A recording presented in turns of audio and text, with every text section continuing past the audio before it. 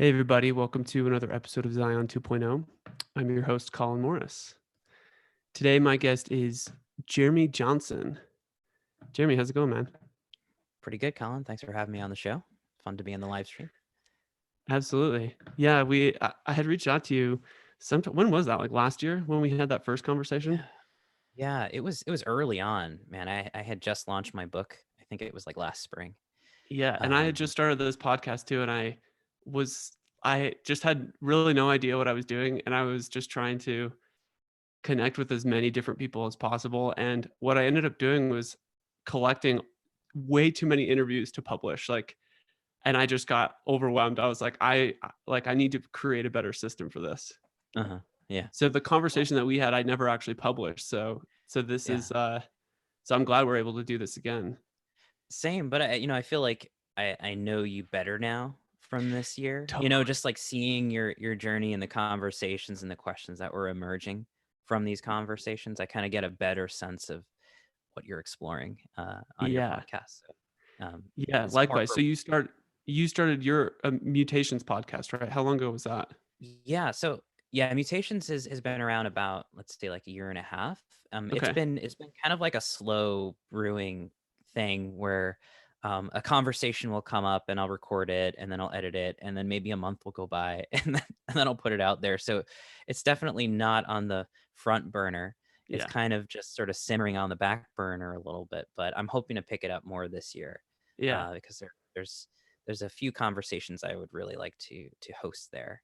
Um, but yes, so yeah, I mean, I guess it kind of dovetails in a little bit with Zion 2.0, just in terms of our focus. It's like consciousness studies, really kind of geeking out about that kind of subject. Like the last Hmm. guy I had on, Mark Vernon, he just wrote a very interesting book on the evolution of religion, looking at the Old Testament and the New Testament and Christianity through the philosopher Owen Barfield.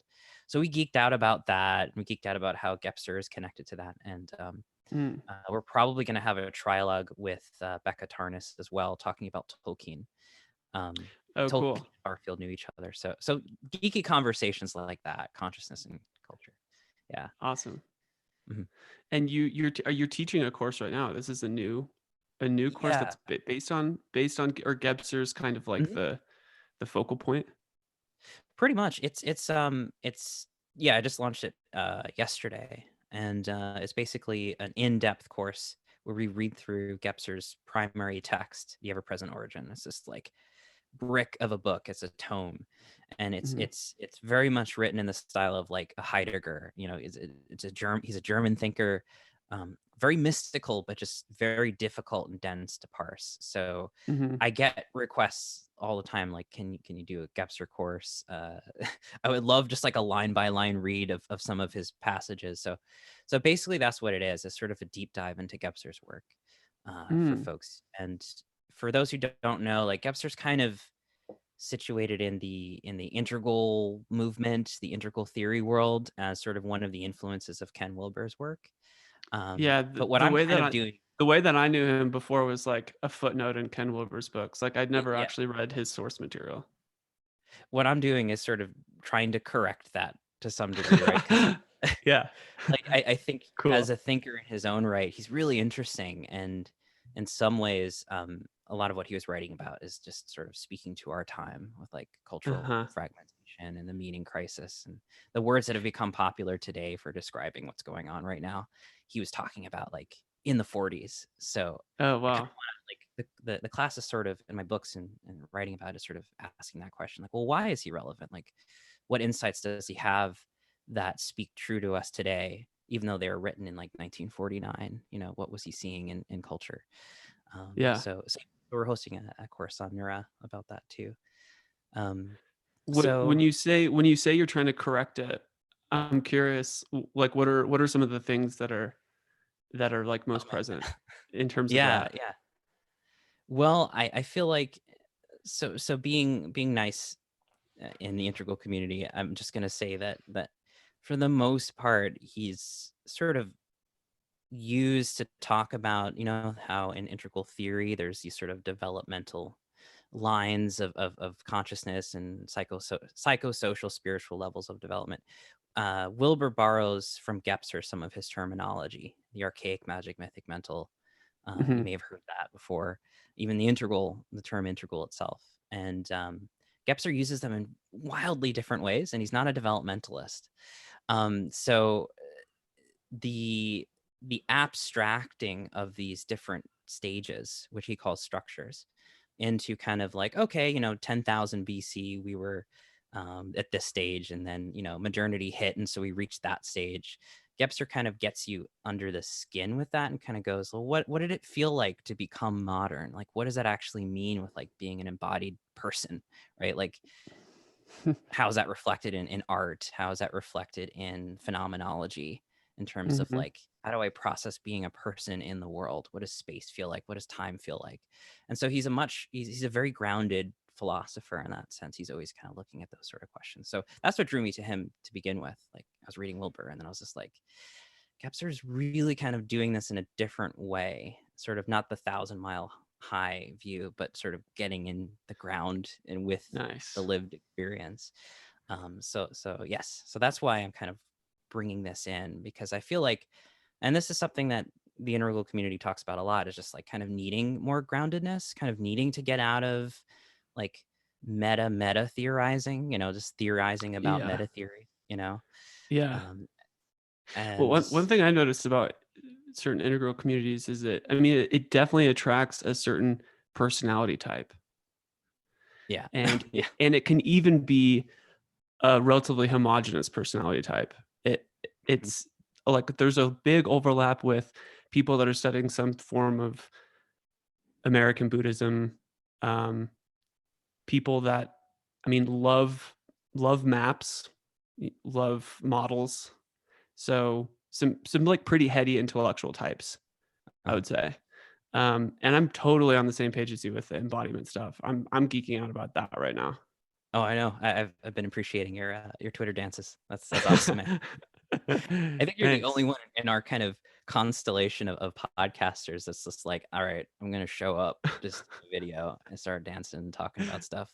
Yeah, yeah, So yeah, I definitely appreciate that about what you're doing. And maybe it's kind of throw a question back to you too. Is like, you mentioned jokingly, right? Like that last year was kind of talking to intellectuals and academics, and this year is kind of more about what do you call it? Shit posting Twitter accounts and sort of the yeah. fun, more weirdness. Like, was that like a deliberate shift? Like, do you Um, feel, is that kind of a y reaction to the headiness of some of our spheres? maybe. Well, I think it's been, I really I really liked Daniel Thorson's Yeah. podcast. I like it for a lot of reasons, but one of the reasons I like it is because he's really honest and upfront with his own relationship to the podcast. You know, like when it wants to shift and when the focus wants to change, he'll talk about that and just sort of process it openly. And that's kind of how I feel with mine right now is, it's been going for a year and in a couple months. I think it was like Mhm, December 2018 when I started it. Um, and I'm just letting my interests go where they want to and not try and control it in any way or try and put myself back in a box of my own making. Like I just want mhm, it to be as creative and exploratory as possible. Um, and I wasn't like a very online person until very recently. So I think I missed out on a lot of the like weird internet subculture developments that were happening in like the rationalist space. Like mhm, there's the post rationalist, the integralist. There's just like so many of these different subcultures who I've noticed a lot of people that are doing interesting work are shit posting, which is basically just it's probably a synonym for bullshitting, mhm, but um, but it's fun because it plays with tonality. It kind of pushes away politeness and etiquette and explores ideas from a new angle with through tone, through humor, and these things. And a lot of these shit posters are um, represented by like a cartoon avatar. Mhm.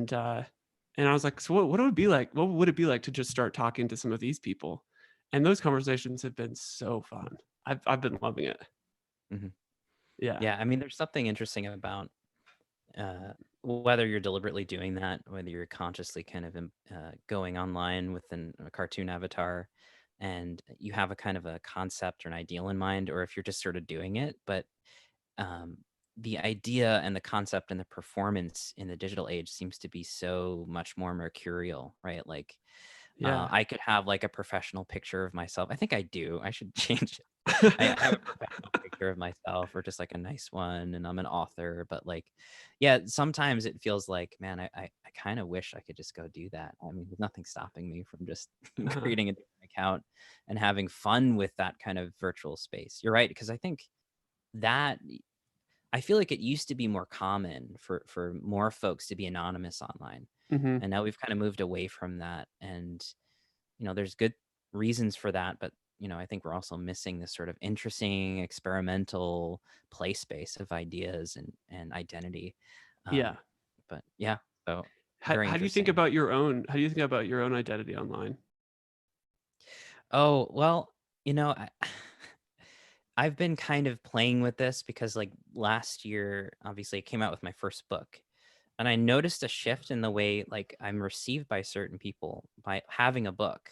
It's like, oh, you're an author. Mhm. And then if I put author on the Twitter account, right, or Facebook or wherever, there's just like a shift in perception, and it kind of creates this feedback loop. I was like, well, if I'm an author, what should I be doing? I shouldn't be like bullshitting around. I should be working on my next book or like having a different tone. So it's been kind of like a weird feedback loop of shifting the avatar itself as the author versus like me just kind of enjoying time with my cats and feeling kind of Uh-huh. this now both a desire for myself to continue to write, which is what I love to do, but then also this sort of weird virtual self, which is a little bit more put together, a little bit more Yeah. I don't know. Yeah, I guess that's sort of it. Like the virtual self appears a certain way and then an ideal form of me. And here's me, the normal self, who's just kind of like trying to hold it all together behind the stage. So there's definitely that. Yeah. Um, but I don't know, just sort of relaxing into that and having fun with it too. Just like the perception of being an author can open certain doors in certain ways. Totally. So just playing with that. And another thing too, and I don't know if you've experienced this as a podcaster or being on podcasts a lot, but actually more so than being an author, at certain conferences I've been to, they'll be like, "Oh, you were on this podcast." I'm getting like people get almost what do you call it when you meet a celebrity or something? Like they have like Oh, a yeah. moment of pause, like it's weird to meet you in person, and they'll mention that, and they'll bring up the podcast they heard me on.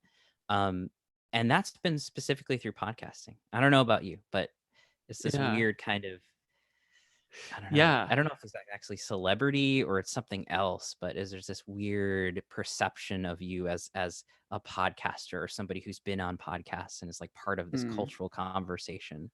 Interesting. And Yeah, that's been a weird. I don't know that my podcast has a big enough reach for that. Like, I there don't are think mine does either, but there are individuals that will reach out to me and be like, "Well, great podcast." yeah. But as far as, like, I mean, it's nothing approaching celebrity at all. Yeah. Yeah. It's probably just, like, um, it's, like, slight recognition in a very small subculture, which, Yeah. to be honest, like, I like that. Yeah. Yeah. Sounds way better than fame. Yes. Yes. Yeah, I think it's probably something similar because a lot of this has happened at like gaps or conferences or integral conferences or something, and they're like, oh, I recognize you from this show or something, and yeah, I think Daniel Thorson mentioned that with his podcast, but his has been just wildly successful. I feel like just Mhm. from the outside looking in, but I think he mentioned that with just kind of a begrudging acceptance of like I don't really like being seen this way. It's really weird. Mhm. Um, so yeah, there's that level too, which has been interesting to kind of work around now. But yes. Mhm. Um, Mm. so yeah, I kind of wanted also to ask you too. This is something I've been thinking about, just like speaking to a lot of folks in like metamodernism or integral or game B or like regenerative culture. It's like there are so many different paths and communities, like you're mentioning, post rationalists. Like, I don't know, is there a kind of an emergent sense of what everyone's doing? It is your path a little bit clearer now than when you first set off like a year ago, kind of interviewing everybody? I don't feel like mine is. I'll spoil my answer. Like, Yeah, but kind of actually, kind of. Yeah. mm, Um, um, yeah, I think it's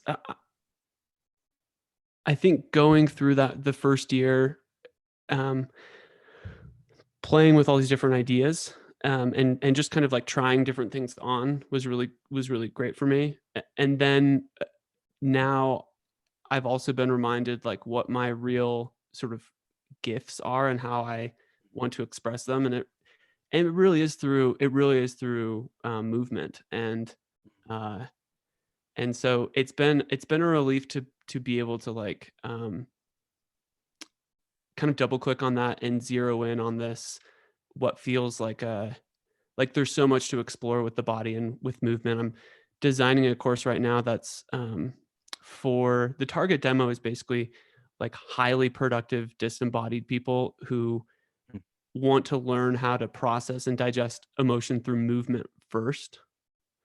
huh, So using the body as sort of like a laboratory, and rather than like a traditional sort of cognitive behavioral therapy session, going in and starting with your story. You know, you mhm, sit down and you start to engage with the therapist from your mind.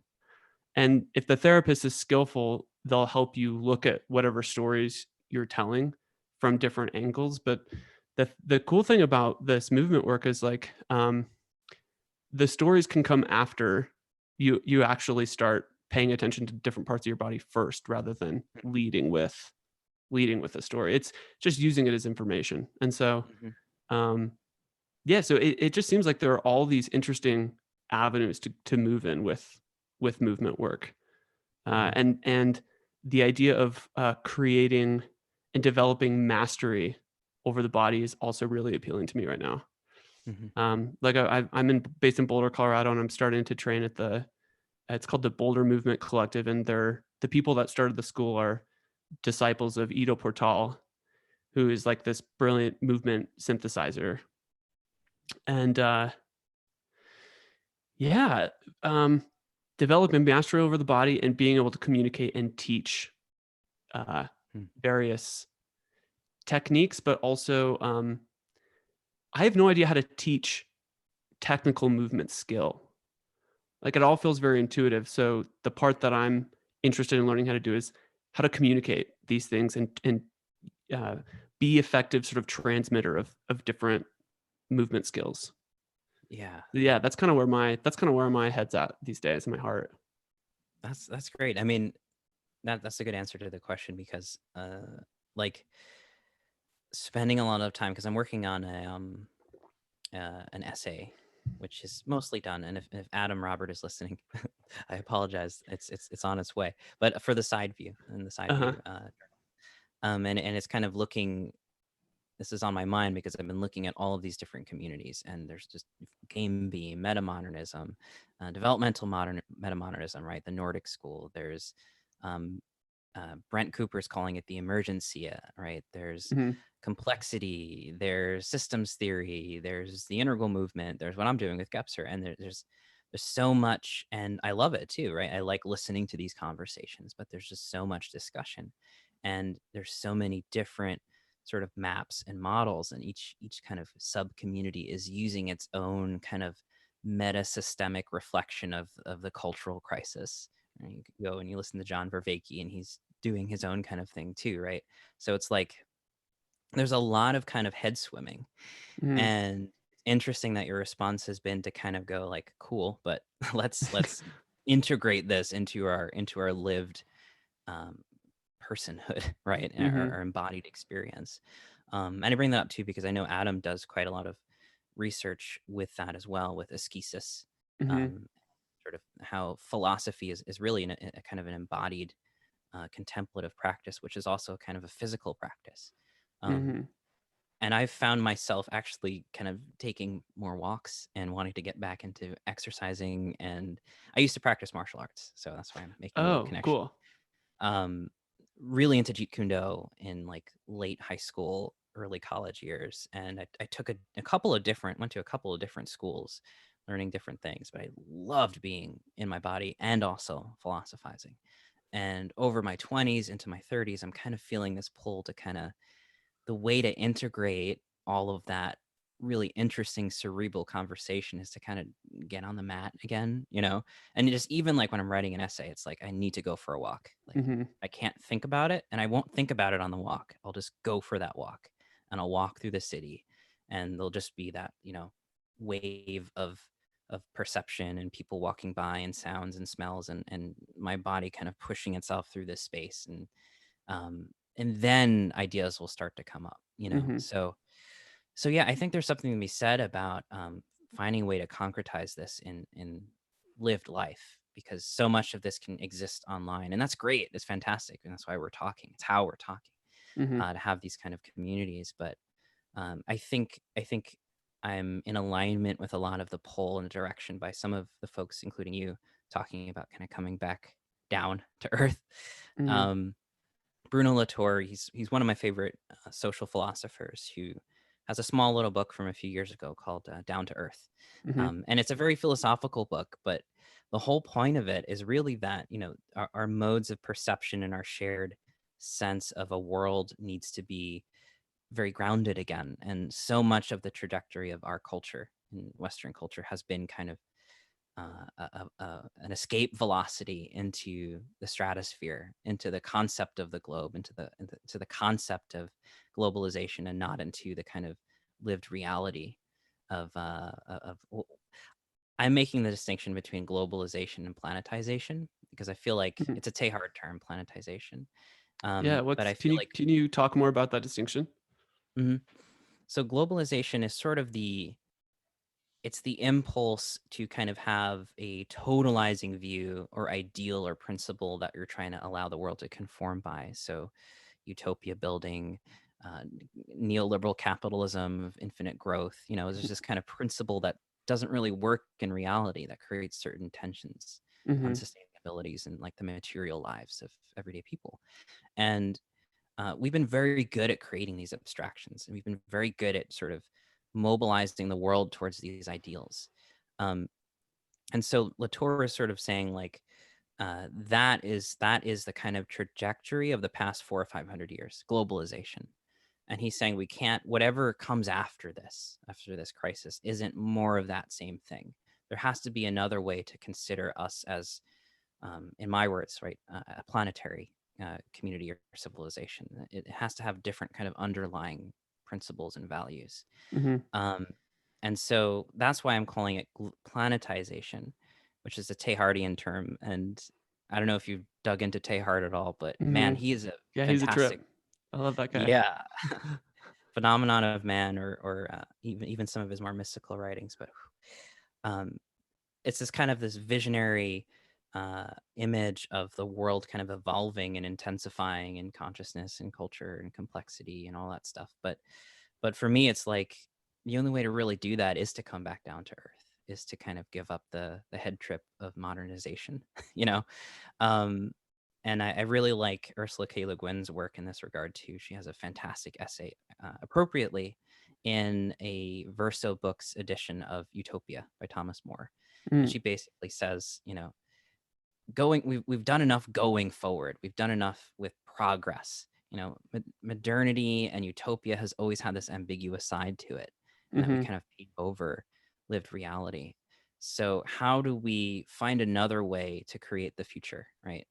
And she uses for I think a First Nation people's term of like a porcupine in a mountain, like a mountainscape, kind of stepping back to look forward, like stepping back into a crevice to look ahead as a kind of a securing move. And it's this kind of motion of like grounding oneself and not needing to propel forward always with this sort of sense of progress, this onrush of history. And she suggests a kind of a yin-topia rather than a yang-topia. And I don't want to essentialize exactly between masculine, feminine, and everything, but I do like that idea that Maybe planetization looks a little bit more yin than it does yang. Maybe whatever happens after globalization is less cerebral and more grounded and more terrestrial. Um, I'm just riffing now, but that's Mm. that's that's been sort of what I've been mulling over with all of these communities and uh, many of their proposals. I sympathize with a lot of them, but I do also feel like a lot of them are kind of expressing that kind of meta head trip still, and I Mhm. wonder how useful that is, how much of a shelf life that really has. Um, so Yeah. I don't know. Yeah, it's a good question. I was just thinking about the dopamine hits that you can get when you engage with like elegantly constructed vision of the future, and Hmm. how you can actually like you can give your body dopamine by um living into some form of escapism by um like treating those abstract future concepts as more real than whatever's happening right now, and your body can actually like even get flooded with positive feedback when, I mean, I'm speaking from experience, like a really like well articulated idea is just like, oh fuck yeah, like that's Hmm. amazing. But then after that, then what? You know? Like it's great to have goals, and uh it's great to consider the future. It's important to consider the future. Um, and I'm just trying to figure out a way to do that in a way that doesn't have me so disembodied on a day-to-day basis. Right, right. Yeah, and I think this is something that like not just the uh, emergencia or the countercultural communities are dealing with. I think this is something as a modern culture that's highly digitized is trying to figure out how to like ground ourselves. And I've been even thinking about this in terms of the hipster millennial era, like nostalgia for material reality, like to Mhm, forgoing analog is now this kind of um, compulsion in itself, right? To go offline is like going on a mountain retreat. It feels great, but then also there's a kind of a cultural appreciation built around the analog now. Like mhm, um, JF Martel in the Weird Studies podcast, he talks a lot about this. A few years ago, he wrote an essay called "Reality is Analog," and he kind of positions the 1980s as a sort of like last moment where electronic culture was still fairly analog in the sense of like uh, computers were like big clunky things that didn't go mhm, anywhere, didn't move anywhere, and most of our mediascape was still kind of organic and in person, and we still had a kind of an analog life predominantly. And he's considering like why are we mythologizing the 80s so much, and he's suggesting that maybe it's because that was like the last moment we were really still analog, we were kind of amphibious, sort of wading into mm, the digital waters. And looking back at it, I feel like digital culture in the 80s was more of an imagination of the possible, right? It was like it was like in a Deleuzian sense of virtual, not like in mhm, a technological sense, but like it was a possibility. It was like an attractor that was so interesting, and we could fill up, you know, I'm just thinking of like cartridges when we were kids on our gaming consoles, right? They were like, I love those things. I love the artwork on the video, mhm, but they're obviously way more imaginative than like the 16 or 8-bit things that we got. So there was such a projection of the imagination onto what digital life could be. And now that we're in it, it's not there. Now we're kind of doing the reverse and sort of projecting back into the imaginal life of yeah, the 80s. It's like we're in an interesting space, I think, as a culture where we're struggling to find those anchors back into real. I yeah, mean, I'm a hipster. I have an analog typewriter, so I have little things like that because I felt that compulsion myself to kind of connect with physical things. right, Uh, right. I get the sense that, in order to interact in the digital sphere with,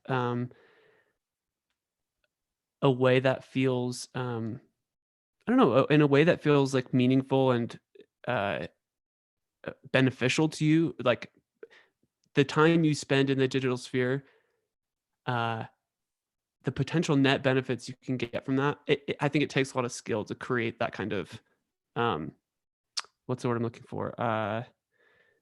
Yeah, create that kind of environment for yourself because y I think there's like this, there's sort of this harsh inequality of experience online. Like there's,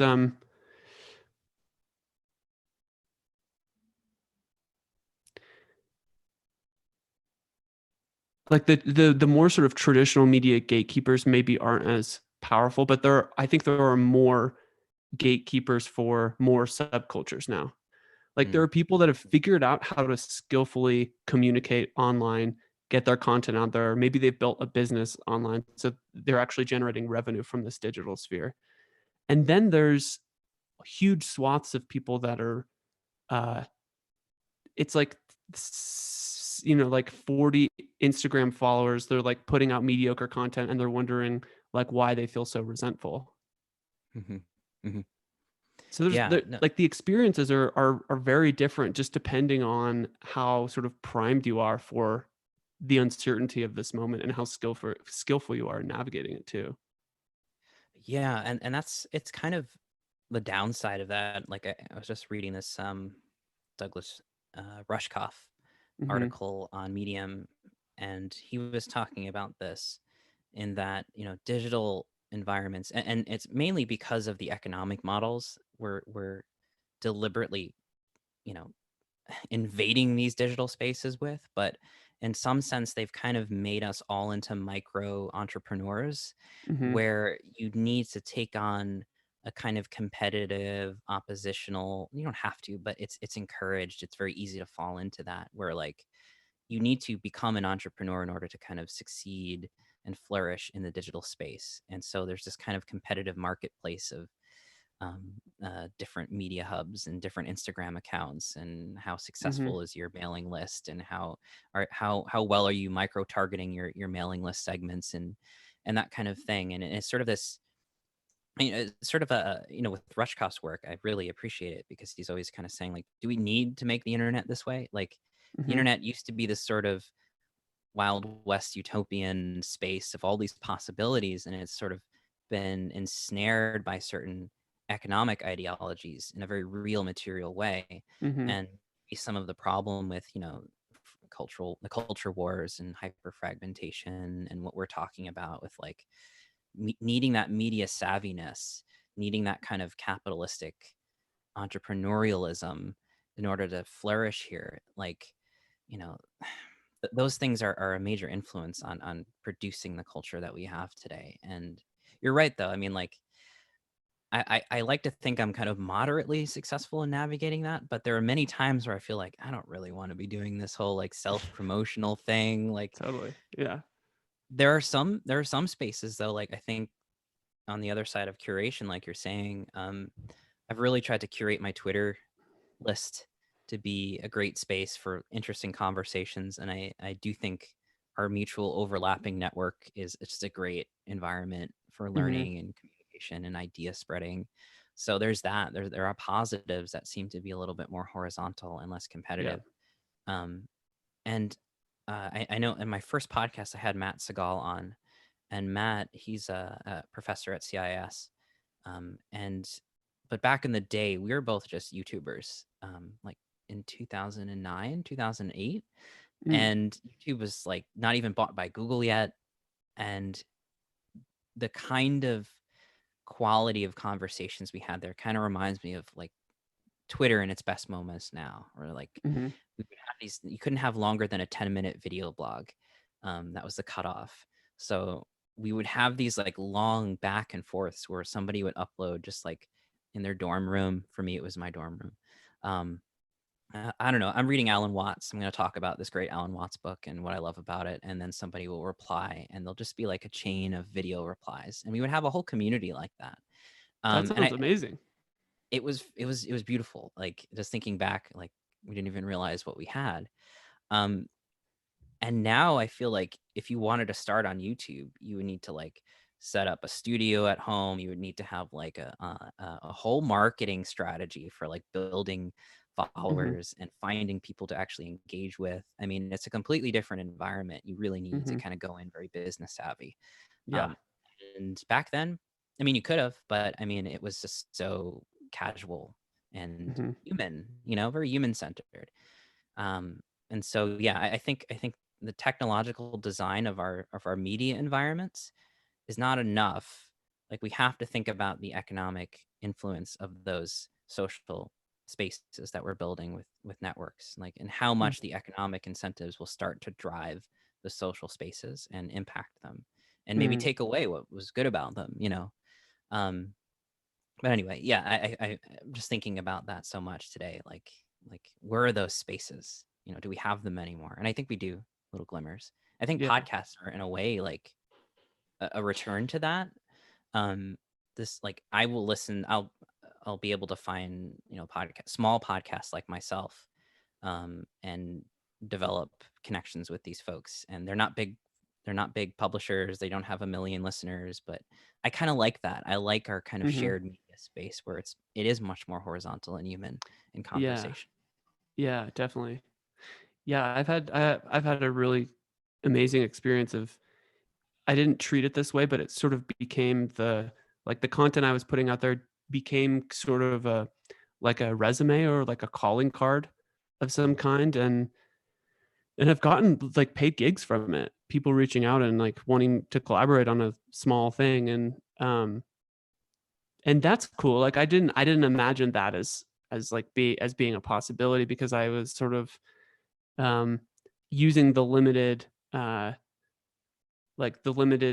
models that already existed for like monetizing podcast or monetizing a media project, and those Mhm. d- th- those are like aren't that like interesting to me. I don't want to try and read advertisements on this podcast. It just doesn't feel great. I've considered it, but I use Anchor, Uh-huh. and they have an interesting setup where like you can add a pre-recorded segment of like an ad or something. I'm kind of deliberating on it because my podcast is so small at this point. Yeah. But I don't know how comfortable I would be for that to take over. I would Right. much rather it be kind of Patreon driven and everything else. So Yeah. Yeah. I think as mine grows, I think I might like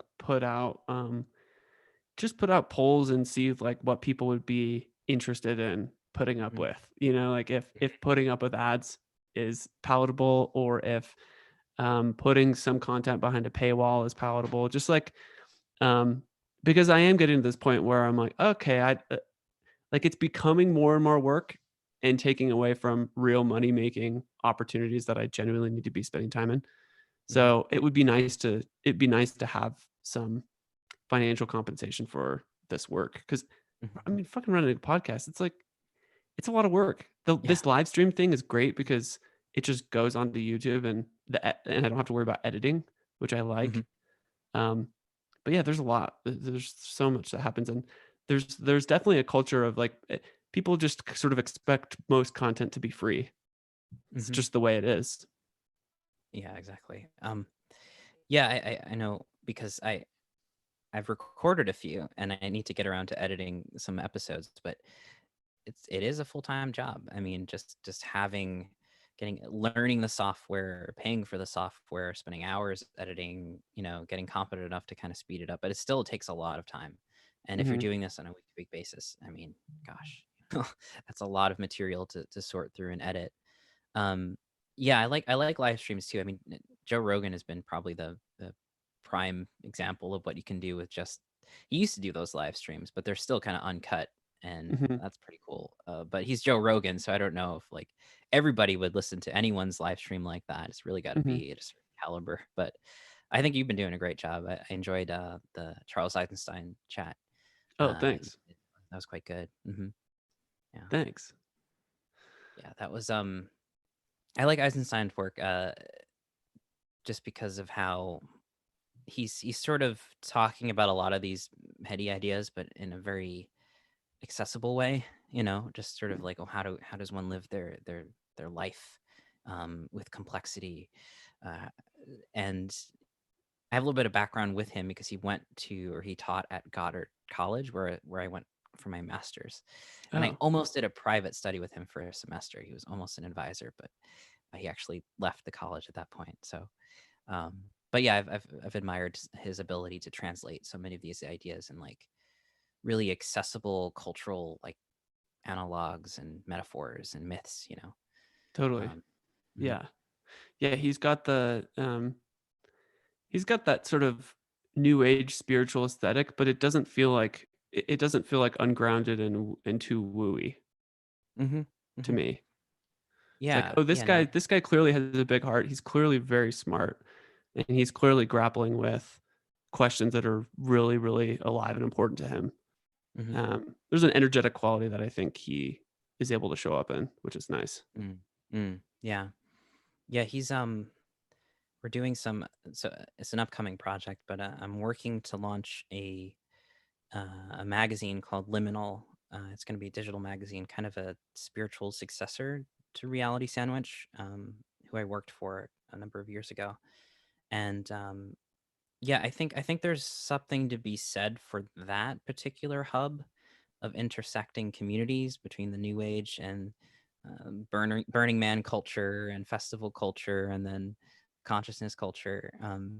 I tend to lean more on the heady intellectual side of that culture, Mhm. um, like CIS and Goddard College and the kind of the hippie-ish schools of thinking. But I think there is something important about that, and just sort of acknowledging the countercultural element in the history of places Yeah. like that, Yeah. and communities like that. Yeah, the more academic hippies, it's like they have they're hippies, but they have intellectual rigor and, like, philosophical heft to back up their Mhm, ideas, mhm. which I Those are appreciate those that are my too. favorite people. Yeah. Yeah, that's my tribe because I like um I like kind of navigating these different communities. Like I've only sort of dipped into metamodernism, the metamodern folks, Mhm. past few months. Uh, and the last year or so, I've really kind of gotten very involved in like left leaning communities that are predominantly secular. Mhm. But I really like, the theory that they're working with because it's very much interested, especially on the left, with material realities of like the working class and theories about the working class. And so it's very much kind of grounded, even though it's really heady, and it's secular, but it has a kind of a spiritual ethos behind it, which I think is Mhm. kind of not really mm, showcased very much. But on the other hand, very often those communities are like the first to just shoot down any kind of new age, any kind of spiritual tradition, any kind of religion, as kind of the opiate of the masses, and some kind of Mhm. I've received that kind of feedback when I bring up, mysticism Mhm. or Mhm. contemplative practice and so on. Um, Yeah. but I like what Michael Brooks is doing there because he gets that. He gets the theory. But he's also kind of going, but this is also important and you got to have room for this, guys, because people are drawn to it, drawn to meaning, right? With the meaning crisis and everything. So the left needs to address that. But yeah, it's just kind of interesting navigating these different spaces. Sometimes they're very polarized about certain issues like that. Yeah. Yeah. Are you familiar with, Literal Banana on Twitter? I'm not. No, I've seen a couple of your posts, but I haven't followed up on that. Yeah, so she's, uh, if like, pretty well versed in the rationalist, post-rationalist space, Mhm, and one of the things we talked about was, the difference in, aesthetics, and she was sort of critiquing rationalism on aesthetic grounds, and I think this, like the religious piece, I think has a role to play in this, just as far as storytelling and expressiveness, language for the soul. mhm, Um, like these things, I think, have demonstrated a better capacity for storytelling and just aesthetics generally, orientation to beauty. mhm, And like you said, like that, any meme that's going to catch on, I think, has to be beautiful. mhm. That's an interesting statement because I can think of some memes, but you're right. There's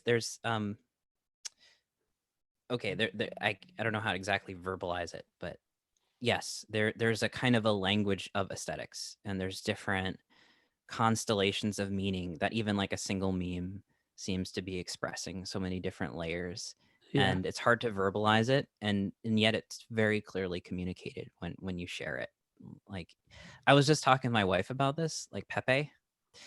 Uh-huh. Pepe got kind of infamous due to the whole, alt-right and everything and 4chan, but looking on Twitch and just like kind of browsing Twitch communities, Pepe is alive and well pretty much everywhere. And I Uh-huh. don't think Pepe the meme has really been destroyed even by being dragged through the mud with the alt-right and everything else. He's just sort of Yeah.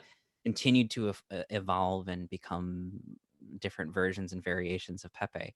So it's just sort of interesting. Like, I was just commenting on that, like Pepe still has like a life of his own in a way in the digital space. Yeah. Um, I wonder if Pepe will get a new sort of injection of energy with the election. Because I, that's what that yeah, was like Pepe's primary utility was this like dark magic getting yeah, get, getting Trump elected. Like yeah, memed him into the presidency. Uh yeah. Meme magic. it, it was like yeah, it felt also it was like reacting against the existing culture too.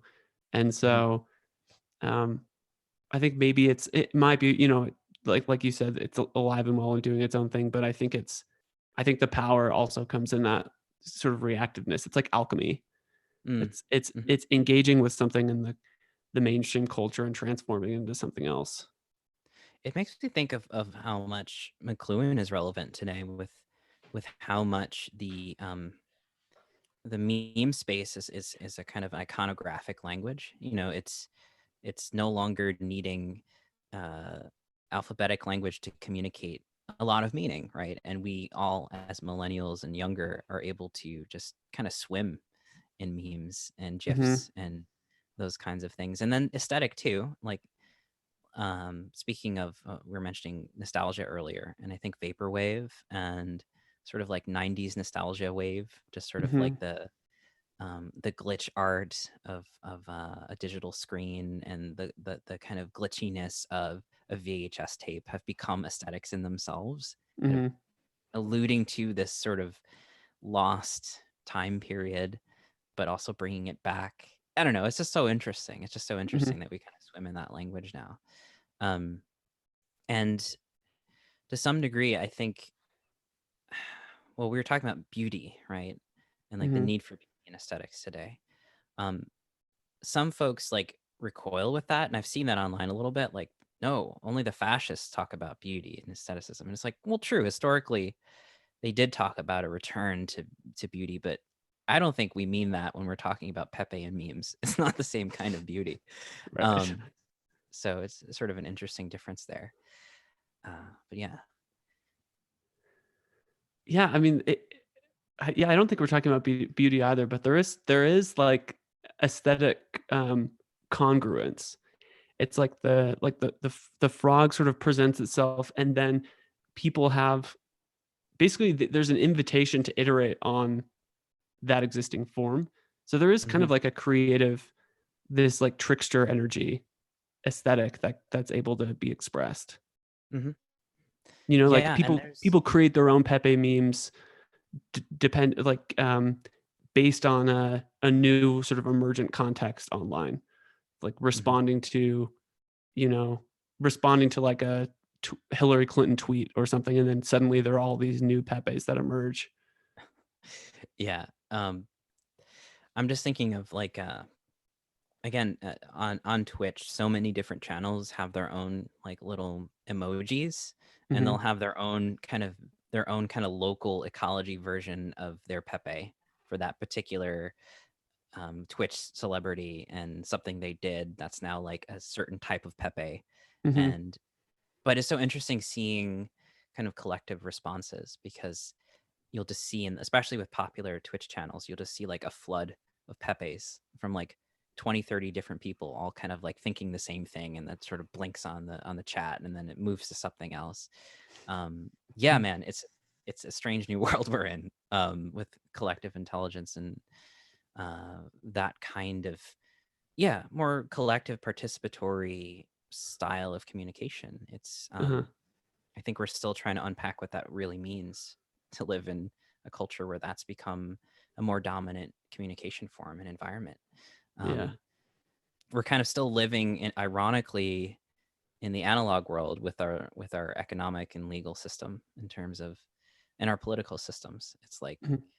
what does the future look like if this is, I'm not saying Pepe is the future, but memes and collective intelligence and the sort of instantaneous participatory um, uh, form of expression and structuring our media environments like that.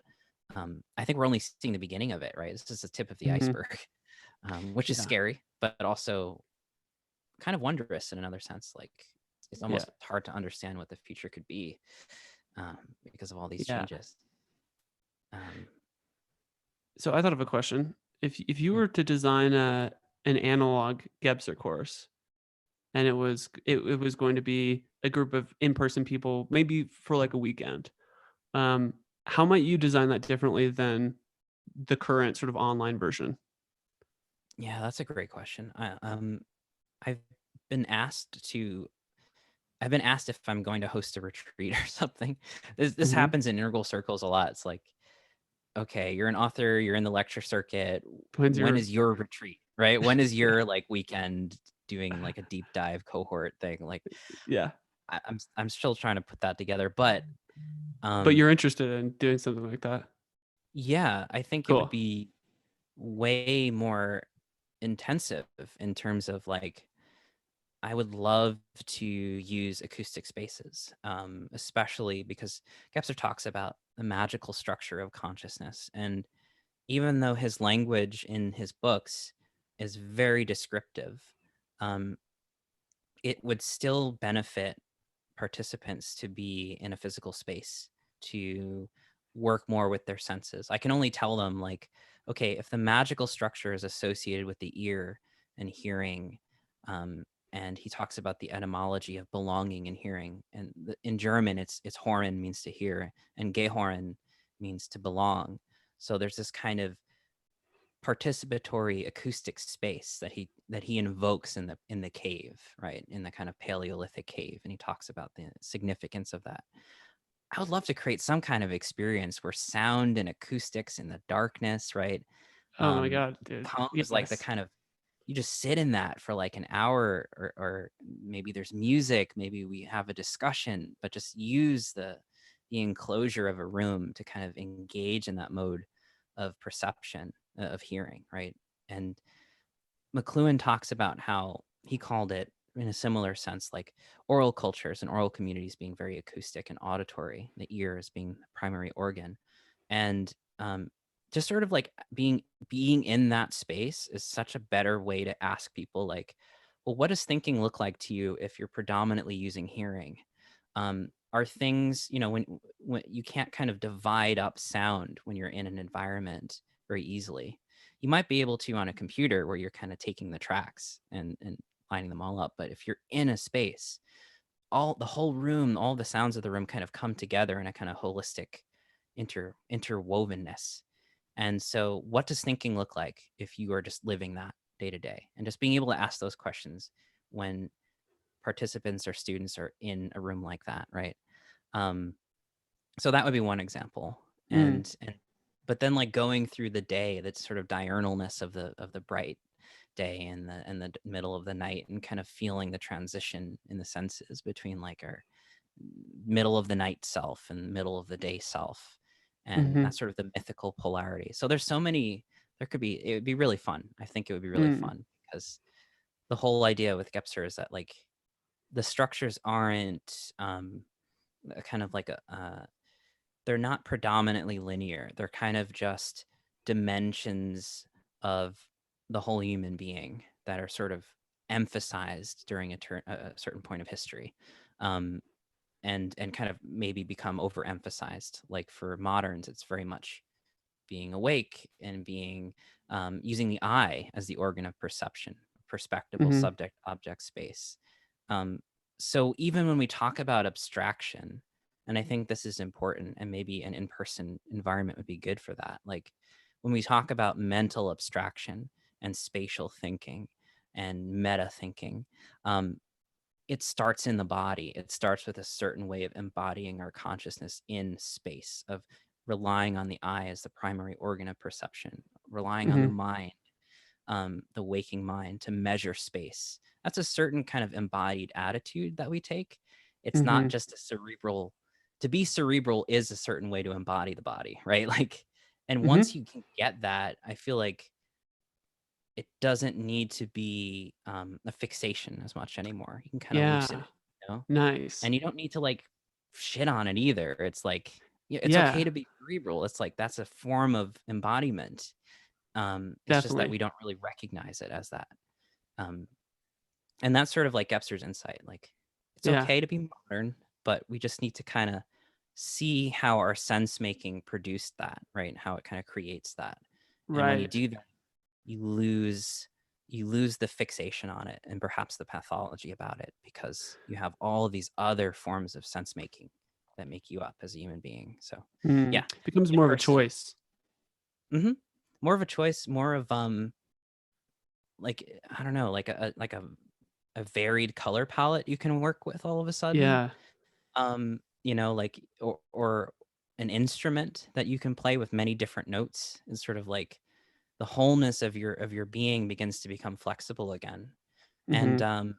for my book I'm working on right now, it's called Fragments of an Integral Futurism, and we're talking about futurism, but um, the whole idea in the book is to reclaim a sense of that pliability of these different structures, and not to be arrested by this linear sense of progressive time anymore. That there are different time space expressions and sense making that we have in us. And so, what if we reclaimed futurism from this sort of linear sense of rushing into an increasingly technological future, and allowed the deep past to become just as present as modernity, as the modern world and the secular world and everything else? Like, Mm. what would it mean to revive animism and that kind of life world, and allow that to coexist alongside being modern, Mm. because we have been both, right? Mhm. um so that's sort of what I'm looking at. But um one of the scholars that I really like, who is actually just on Connor Habib's podcast, a fantastic episode with David Graeber. David Graeber wrote an essay, I think, called "How to Change the Course of History" or something like that. And the whole thing is just this beautiful takedown of the argument that as societies evolved, they needed to become more centralized and more hierarchical. And like that's just the Mhm. way to happen. He looks into the deep Paleolithic, and everything that we know about the Paleolithic and human societies back then show that they could become very complex and even have forms of agriculture, but their social structures were really fluid. Like in the summer, they would be hierarchical, and then in the winter, they would become egalitarian, or vice versa. And like they would Mm. all kind of congregate and create like a king for a season. Um, and it would be just absolute hierarchical, dominator hierarchy structure when they were all together.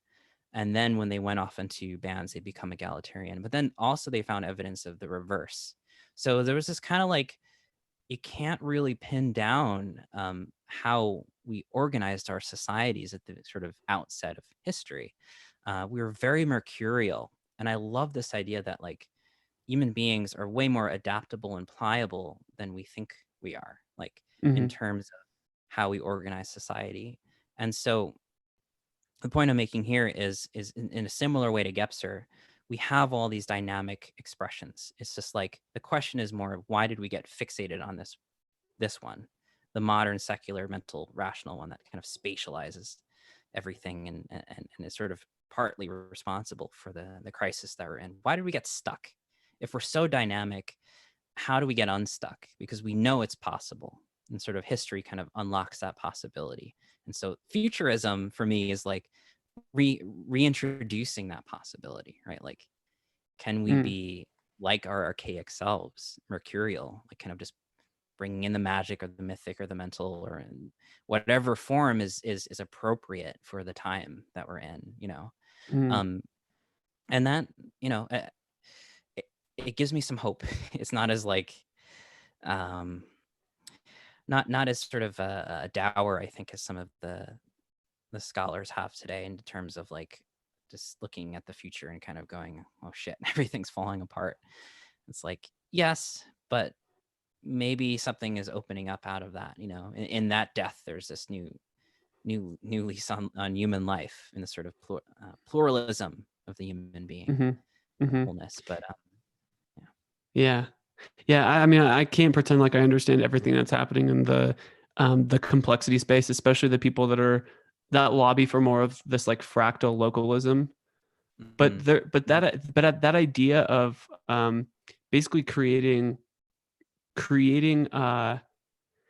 and delineating scale with, Hmm.